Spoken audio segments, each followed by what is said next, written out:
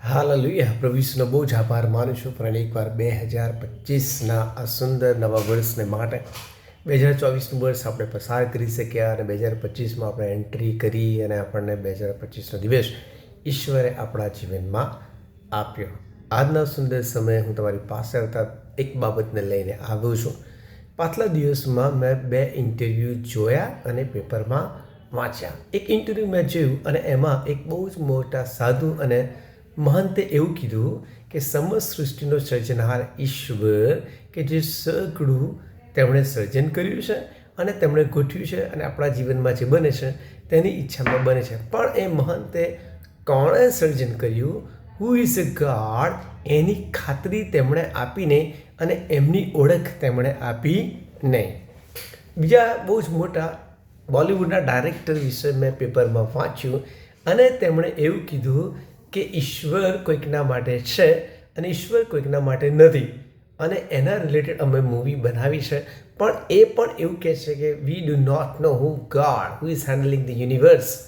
એટલે કે આ બંને જણાની બાબતોથી એક બાબત મેં જોઈ કે તેઓ ઈશ્વરને ઓળખતા નથી અને તેઓ ઈશ્વરને જાણતા નથી. Still they are very far away to know God, the universe, the God of universe, કે જેણે ઈશ્વર બનાવ્યું છે. હું આભાર માનું છું બાઇબલના પહેલા અધ્યાયમાં, બાઇબલના પહેલા પુસ્તકમાં પહેલા જ પાને કે જે ઈશ્વરે આકાશ અને પૃથ્વી બનાવ્યા છે તેની ઓળખ બાઇબલમાં આપવામાં આવેલી છે. અને ઈશ્વર એટલો દયાળુ છે કે જે ઈશ્વર વ્યક્તિગત રીતે દરેક મનુષ્યને પોતાની ઓળખ એક પિતા તરીકે, એક બાપ તરીકે આપે છે અને આપવા માગે છે. જો હજુ સુધી તમે ઈશ્વરને ઓળખતા નથી કે જેણે આકાશ અને પૃથ્વી બનાવ્યા, કે જેણે તમને બનાવ્યા, કે જે ઈશ્વરે તમને તમારા પાપોમાંથી માફી આપવાને માટે પોતાના એકને એક પુત્ર પ્રભુ ઈસુ ખ્રિસ્તને મોકલી દીધા, કે જે પ્રભુ ઈસુ ખ્રિસ્તે કાલ્વારી ક્રુસ ઉપર પોતાનો પ્રાણ આપી દીધો કે જેથી કરીને તમે એ ઈશ્વરને ઓળખો.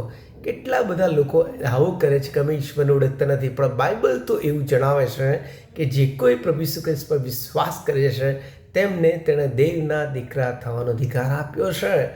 વાવ, કેટલો મોટો આશીર્વાદ, કેટલી મોટો એડવાન્ટેજ, કેટલો મોટો પ્રિવિલેજ ઈશ્વર આપણને આપવા માગે છે કે તે તમને અને મને તેમના દીકરા તરીકે આશીર્વાદ આપે છે, રાઈટ આપે છે. અને ત્યારે જ બને છે કે જ્યારે આપણે પ્રભુ ઈસુ ખ્રિસ્ત વિશે જાણીએ છીએ, જ્યારે આપણે પ્રભુ ઈસુ ખ્રિસ્તની પાસે આવે છે. બાઇબલમાં લખ્યું છે પ્રભુ ઈસુ ખ્રિસ્તના લોહી દ્વારા, પ્રભુ ઈસુ ખ્રિસ્ત દ્વારા તમારું અને દેવ વચ્ચે સમાધાન થાય છે અને તમને દેવના દીકરા થવાનો અધિકાર મળે છે અને તમે ઈશ્વરની સાથે આવો છો અને તમે ઈશ્વરને ઓળખો છો અને તમે ઈશ્વરને જાણો છો. બાઇબલમાં એક જગ્યાએ એવું લખવામાં આવ્યું છે કે ઈશ્વર તમારી મુલાકાત લેશે.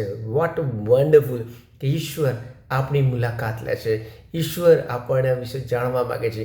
ઈશ્વર આપણા જીવનમાં વ્યક્તિગત રીતે રસ લેશે and he wants and wanted to bless. મહાન ઈશ્વર.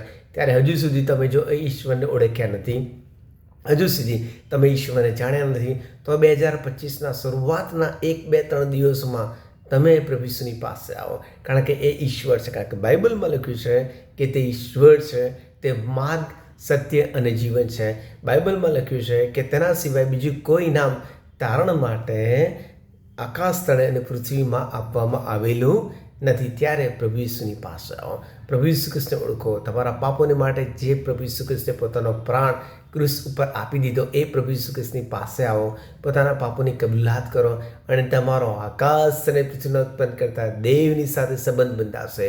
દેવની સાથે સંબંધ બાંધશો અને તમે એ સાધુ કે એ ડાયરેક્ટરની જેમ તમે અવિશ્વાસ કે અજ્ઞાનતામાં રહી નહીં જાઓ કે હુ ઇઝ ગોડ, પણ તમે મારી જેમ બાઇબલમાં લખ્યું છે તે પ્રમાણે તમે કહેશો કે યસ, ઈસુ ખ્રિસ્તે પ્રભુ છે. અને બાઇબલ એમ કહે છે કે દરેક ઘૂંટણ નમવી પડશે અને દરેક જીભ કબૂલ કરશે કે ઈસુ ખ્રિસ્તે પ્રભુ છે, કારણ કે તે જ ઈશ્વર છે અને તેના નામમાં પાપોની માફી છે. તો આવો ફરી એકવાર આ 2025ની શરૂઆતમાં પ્રભુ ઈસુ ખ્રિસ્તની પાસે પાછા આવો, તમારા પાપની કબૂલાત કરો, બાઇબલ વાંચો, બાઇબલને ખોલો અને તમને જીવતા દેવ ઈશ્વરની ઓળખ થશે. આઈ હોપ સો 2025માં તમે જીવતા દેવ ઈશ્વરને ઓળખી લો. Amen, amen.